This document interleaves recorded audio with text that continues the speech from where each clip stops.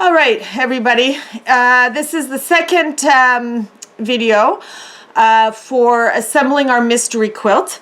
This is block number 1. This is what it's going to look like when it's all finished. Okay, so I have them squared up very nicely, and I did not cut anything down. I just made it fit, and I used my feed dogs because your feed dogs are your friend, and they will gather up any excess you might have between like this point, these 2 points to this edge, and so forth. And you can do the same thing when you put your blocks together, or your units together into rows. So now we're going to move on to block number 2. You are going to need 1 unit 8, which is the middle. You are going to need 4 unit 7s, which are these guys, and the blue goes in. Okay, like this and like this. And then you're going to need 4 units 6. So 1 unit 8, 4 unit 7s, and 4 unit 6s. And they go like this.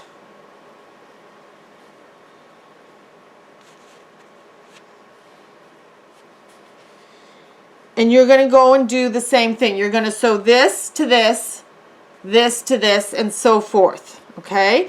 You are going to, I'm just going to pick this up again, and we're going to take a look at what I've sewn together.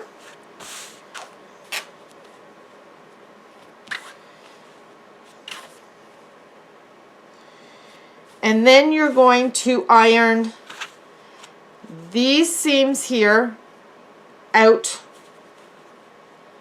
nice and flat, and then you're going to iron these seams in, and then these seams out again, out that way.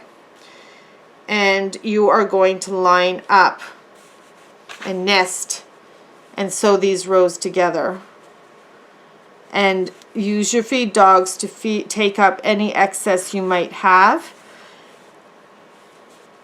And it's really important to understand that your feed dogs are going to take up any excess that might be in your modules, because when you go and do borders and put on sashing and borders, you might have done blocks, and you'll have some of your blocks are not always going to be dead on the same, but your cuts on your sashing will all be the same.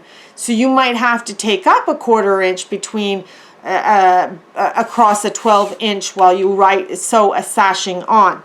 So it's really important to use the feed dogs to utilize them to take up any excess fabric or fullness you might have between your blocks,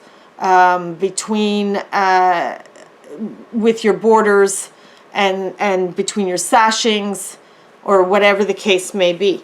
So you will do the same thing and make 18 of these, and this is what it will look like when it's all sewn together.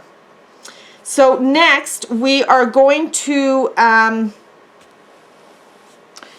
the next video we're going to talk about the assembly of all the blocks, and then of course the borders. Now unfortunately I'm filming this all together at one time, late at night, by the way.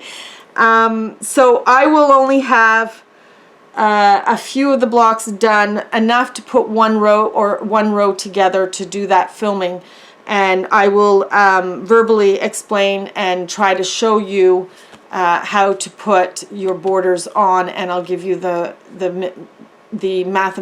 measurements or whatever in the widths, but not in the lengths, because each of our quilts might not measure exactly the same. So I will see you in the next video, and we'll be covering the assembly of these blocks and what order to put them in together, okay? So we'll see you then, okay?